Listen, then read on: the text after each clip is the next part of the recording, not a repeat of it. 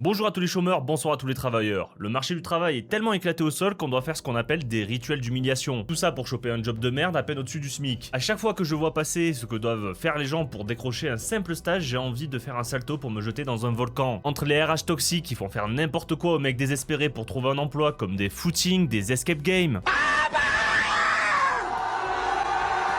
et les tentatives de buzz pour décrocher un taf, cette vidéo va vous donner envie de prendre l'écran et de le traverser avec votre crâne pour en faire un collier. Et on commence notre vidéo par l'histoire de Thibaut Legal, 22 ans, étudiant strasbourgeois en Master 2 Management de l'innovation et de la créativité. Il cherche une alternance pour son stage de fin d'études. Il décide de viser Decathlon car il remarque un détail. Le magasin Decathlon des Halles à Strasbourg n'a pas encore mis à jour la nouvelle version du logo de la marque. Et plutôt que d'envoyer un CV classique, il décide de prouver sa motivation autrement. Il prend une carte de Strasbourg, il décalque le logo de Decathlon dessus, il planifie un tracé GPS qui reproduit le logo à l'échelle d'un quartier entier, et le 9 octobre 2025, il enfile ses baskets, il lance l'application Strava et il part courir 20 km dans les rues de la ville, l'équivalent d'un semi-marathon. Une semaine après, il reçoit la réponse de Decathlon, c'est un mail automatique de refus, identique à celui que reçoivent des milliers d'autres candidats. Thibaut cite la philosophie de la marque qui était littéralement sur leur site à ce moment-là, et qui dit de définir tes propres objectifs et ton propre chemin. Lui a dessiné un nouveau chemin pendant 20 bornes pour une simple alternance. Macron disait qu'il suffisait de traverser la rue pour trouver un job, mais même un semi-marathon ne suffit pas. Thibaut décide de poser son histoire sur LinkedIn avec une légende autodérisoire, tracer le logo de Decathlon et se prendre en refus automatique, c'est fait. Promis Decathlon, je ne vous en veux pas. Si j'en parle ici, c'est parce que l'innovation, c'est ça, on teste, on échoue, on apprend et on rebondit encore plus fort. Le post explose en 5 jours avec plus de 8000 likes. Les médias s'en emparent, France 3 Grand Est l'interview, et c'est là que Thibaut en a profité pour pointer du doigt un phénomène récurrent dans la recherche d'emploi et balance. Ce que je veux surtout dénoncer, c'est l'automatisme du recrutement. Ma candidature a certainement été refusée par un logiciel qui n'a même pas regardé la pièce jointe. Et je trouve que la fin de l'histoire est presque pire et c'est justement la constante qu'on va voir tout le long de la vidéo. Une fois que ça devient viral, Decathlon le recontacte et ils sont en train d'essayer de lui trouver un stage. Il a aussi reçu une trentaine de propositions d'autres entreprises. Donc concrètement, le travail réel qu'il a fait, les 20 km, le tracé GPS, le logo dessiné en courant, ça n'a servi à rien. Ce qui a marché, c'est uniquement le buzz LinkedIn. Si son post n'avait pas explosé, il n'aurait toujours rien. Et c'est ça le problème que l'on va voir dans la vidéo. Tu es littéralement obligé dans beaucoup de cas de faire du buzz pour décrocher un taf de merde ou une alternance. Et c'est ça que j'appelle un rituel d'humiliation. T'es obligé d'enfiler tes pompes et de faire un semi-marathon en dessinant le logo de l'entreprise comme un gogoy pour décrocher une alternance. Même la lettre de motivation où tu dois faire semblant d'en avoir quelque chose à foutre et de sucer la vision de l'entreprise, que d'ailleurs personne ne va lire et va finir à la poubelle, ne suffit même plus. Et Dieu merci, les intelligences artificielles existent maintenant pour remplir ce genre de trucs de merde. Et on continue avec un deuxième exemple, celui de Matteo Santamaria. Matteo, c'est un autre étudiant qui cherche une alternance dans le spectacle vivant.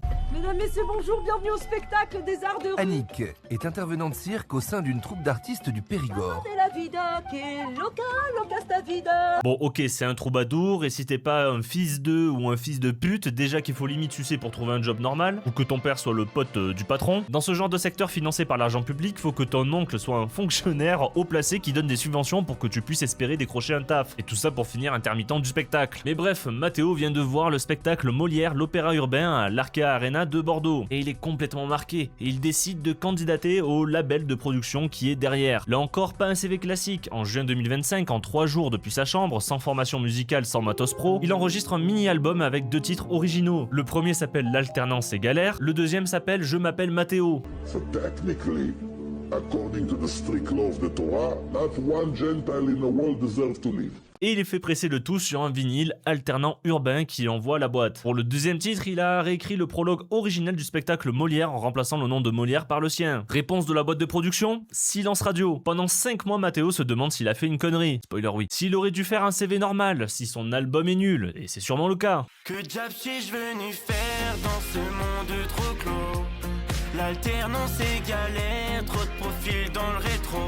Sauf qu'en septembre, il reçoit enfin la réponse qui est, roulement de tambour, un email de refus automatisé. 5 mois pour générer un mail automatique pour dire que son rituel d'humiliation n'a pas été retenu. Franchement, quitte à faire ça, autant que ce soit direct. Ça prend 2 secondes de mettre en place un make avec une automatisation qui lit le mail et pour chaque demande d'alternance répond direct que l'entreprise ne cherche pas d'alternant. Franchement, faut que la boîte aille se faire foutre. Mais l'histoire se finit bien car Matteo finit par décrocher un job, mais pas dans le spectacle vivant. Il est recruté comme responsable marketing chez Color Room France, qui est une chaîne de salles où tu paies pour aller te badigeonner badigeonné de peinture entre potes ou copines. Aucun rapport avec son projet initial, mais bon, tant mieux pour lui. Pour notre prochain cas, on revient en 2021, le RC Lens, le club de foot, recrute du personnel. Un jeune diplômé supporter du club depuis toujours, fan absolu, a décidé que plutôt que d'envoyer un CV classique, il allait imprimer son CV en grand format sur un drapeau en tribune. Tout ça au milieu des chants, des fumigènes et des écharpes, il y a un drapeau avec son nom, sa formation et son numéro de téléphone. Twitter s'empare du cas, ça buzz et le club finit par le recruter. Ok, c'est cool et l'histoire fait plaisir que ce fan du club arrive à se faire recruter là-bas. Mais encore une fois, il a été recruté pourquoi? Car l'histoire a buzzé sur internet. Personne ne lui aurait donné l'heure si ça avait pas été viral. Tu dois faire le gogoy à devoir préparer une véritable opération marketing, aller imprimer un giga drapeau avec ton CV avec ta propre thune pour espérer choper un job administratif à la con payé sûrement dans les 1500 à 1600 € et encore je suis peut-être optimiste. Et c'est ça que je trouve terrible. Ça illustre parfaitement l'état du marché du travail. Dans quel monde tu dois faire tout ça pour trouver un job? Bon, jusque là on a vu ce que les candidats font. La vraie question c'est pourquoi on en est arrivé là. LinkedIn en France compte 22 millions d'utilisateurs. À l'échelle mondiale, 101 candidatures sont envoyées chaque seconde sur la plateforme. Donc concrètement, quand tu postules à une offre populaire, tu tombes dans une pile de plusieurs centaines, parfois plusieurs milliers de CV, qui sont triés par un logiciel qu'on appelle un ATS, un Applicant Tracking System, qui filtre selon des mots-clés et qui élimine 80% des CV les moins matchants, comme on dit dans la Startup Nation, avant qu'un humain ne daigne poser les yeux dessus. Sauf que les candidats qui le savent ont eux aussi commencé à se faire aider par l'intelligence artificielle. En avril 2025, un recruteur français qui s'appelle Laurent Brouat a posté un truc qui est devenu viral sur LinkedIn, en dénonçant l'utilisation de l'intelligence artificielle par les candidats. En gros, de plus en plus d'outils permettent de générer automatiquement des centaines de candidatures par jour, chacune adaptée au mot près à l'offre concernée, lettre de motivation incluse. Donc tu as des candidats qui envoient 1000 CV par jour pendant que les recruteurs ont des ATS qui sont censés leur mâcher le travail de tri. Et ça devient une sorte de course aux armements automatisée des deux côtés. Car de toute façon, la situation du marché du travail devient totalement stupide. À l'époque des boomers, tu pouvais rentrer à Wall Street en n'ayant même pas un brevet des collèges, et tout le monde connaît des exemples dans leur propre famille, d'un oncle ou de leurs parents qui sont rentrés dans une grosse boîte en ne sachant à peine lire, et qui ont fini gérant avec un salaire plus que confortable. Et maintenant tu dois avoir des années d'expérience, plus des diplômes de merde qui servent à rien. Et en plus d'écrire des lettres de motivation avec les bons mots-clés pour que les logiciels qu'utilisent les recruteurs ne te jettent pas automatiquement à la poubelle. Et au milieu de tout ça, t'as le candidat sincère,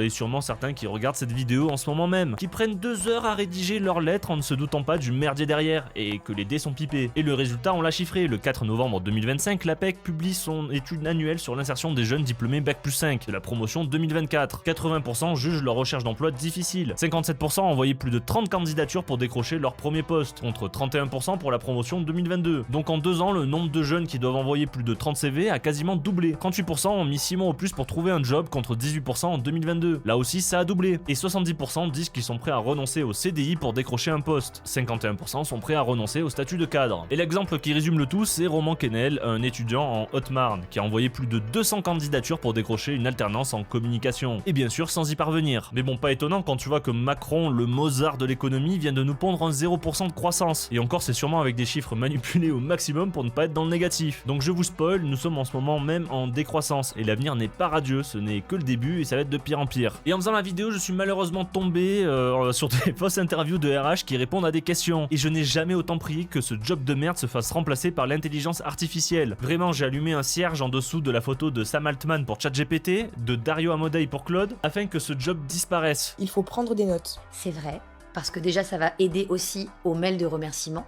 Après, en disant bah attends, qu'est-ce que j'ai noté déjà? Ah oui, il y a ça, il y a ça, il y a ça. Attends, comment ça un mail de remerciement? Je dois remercier la RH pour avoir daigné me prendre en entretien? La lettre de motivation ne suffit plus comme un rituel d'humiliation? Et c'est quoi la suite? Je dois lui embrasser le pied et lui sucer le gros orteil? On recrute ou pas un candidat qui arrive en retard à l'entretien? Oui, parce qu'il peut y avoir des raisons qui conduisent à arriver en retard. Qui a 10 minutes de retard à l'entretien. Pas recrutable, parce que ça en dit long sur la capacité à respecter les délais, le sérieux. Comme vous avez pu le voir aussi, il y a la RH de Schrödinger en fonction du sens du vent, de l'humidité dans l'air, un retard est rédhibitoire ou pas? Un candidat qui a postulé à toutes les offres de votre entreprise? Non, parce que j'aurais le sentiment que cette personne ne sait pas ce qu'elle veut. C'est hyper important que le candidat qu'on recrute vienne avec un vrai projet professionnel. Si la personne est recrutée à toutes les offres, ça veut dire qu'en fait, elle est intéressée partout et donc elle ne sait pas ce vers quoi elle veut aller. Mais les gens s'en battent les couilles, personne n'a envie de bosser dans ta boîte de merde, ils veulent juste survivre, payer leurs factures et pas être à la rue. Et là où ça devient pire, c'est côté recruteur. On voit fleurir des procédés de plus en plus sophistiqués pour évaluer les candidats, car bien sûr on doit humilier un maximum pour avoir le privilège de bosser au SMIC. Alors que ton pote qui a engrossé sa femme pour la 3e fois, qui l'a fait se déclarer mère célibataire alors qu'ils sont en couple, et loue 2 appartements pour faire semblant de pas être ensemble, s'en sortent mieux que toi alors que tu vas faire ton 35 heures de merde. L'un des procédés à la con qui est né de cette fosse sceptique et le marché du travail est l'escape game du recrutement. C'est utilisé par Lidl, Groupama, la Caisse d'épargne, PwC, Carrefour et d'autres grosses boîtes comme Chanel, Louis Vuitton, Hermès, Netflix, bref, vous avez compris. Le format, c'est qu'on enferme 5 à 6 candidats dans une pièce, ils ont 60 minutes pour résoudre des énigmes et s'échapper. Pendant ce temps, un recruteur observe leur comportement, soit derrière une glace sans teint, comme un scientifique en train de faire une étude comportementale, soit, et c'est là que ça devient vraiment chaud, infiltré dans le groupe en se faisant passer pour un candidat. C'est revendiqué noir sur blanc par les boîtes comme Emerald Escape qui vendent ce service au RH de grandes entreprises. Et c'est quoi la suite? On fait un épisode de saut avec des mini-jeux à la con, et si tu as oublié d'envoyer une lettre de remerciement à la RH pour avoir daigné te prendre en entretien, on te fout dans une broyeuse comme si t'étais un CV. L'argument commercial des prestataires de ce genre de saloperie dystopique, c'est, je cite, on peut en savoir plus sur quelqu'un en 1 heure de jeu qu'en 1 année de conversation. Et voilà ce qu'on dit au DRH pour leur vendre le concept. En 1 heure de surveillance dissimulée, on en sait plus qu'en 1 année de conversation honnête. Et on présente ça comme une innovation positive, fun, conviviale et ludique. Alors que c'est de la surveillance déguisée en team building pour un job qui paiera entre 1900 à 2200 € et encore. Je ne peux pas dire ce que j'ai envie de faire, sinon je vais me faire réveiller à 5h du mat par le parquet antiterroriste. Et j'ai pas envie de rentrer dans un truc ultra politique en expliquant aussi que c'est pas spécialement la faute des entreprises, que les réglementations, les taxes, les lois, les enculent aussi de leur côté, ce qui les oblige à devoir prendre des précautions démesurées et à faire ce genre de trucs pour pas se retrouver sur le dos un boulet qu'ils vont pas pouvoir virer. Mais c'est un tout, et le seul fautif dans l'histoire, c'est ni les candidats, ni les entreprises, mais le gouvernement avec des législations qui tuent l'entrepreneuriat et le travail en même temps. Aucun des deux n'est réellement favorisé, les deux se font punir. Et c'est pour ça qu'on arrive avec du 0% de croissance. Personne n'a envie d'entreprendre et personne n'a envie de travailler. J'aimerais aussi revenir sur un truc qui m'énerve. J'aimerais parler des profils des jeunes en recherche d'emploi ou d'alternance en début de vidéo. Thibaut, le mec de Decathlon, a concrètement planifié une opération marketing de A à Z,